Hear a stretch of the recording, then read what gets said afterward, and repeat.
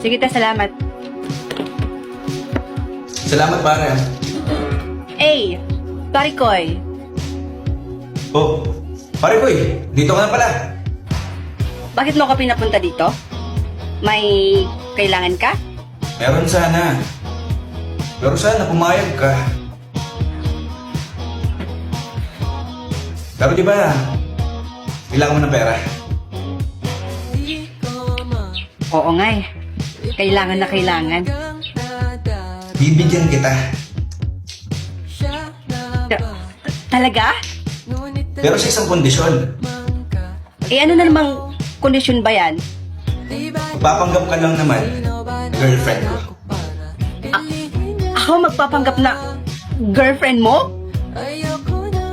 Teka, trip mo ba ako? Gusto mo ako, no? Ikaw talaga, Parikoy, ha? Hindi ka talaga mapagkakatiwalaan. Huwag ka nga assuming. As if naman magkagusto ako sa'yo. Tsaka kung magkakagusto ako, hindi sa'yo, no? Mabuti na yung magkaliwanagan tayo, no? Hindi tayo taluhoy. Pare ko naman, pumayag ka na. Tsaka magpapanggap ka lang ng girlfriend ko eh.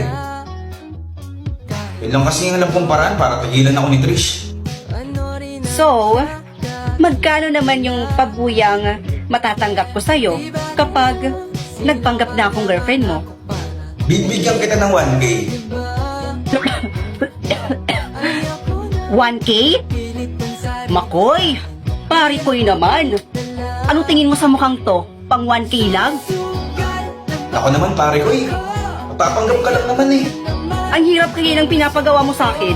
Pagpapanggapin mo akong girlfriend tapos yan ang ibibigay mo sa akin? Huwag na, huy! Yan ka na nga lang, bahala ka sa buhay mo.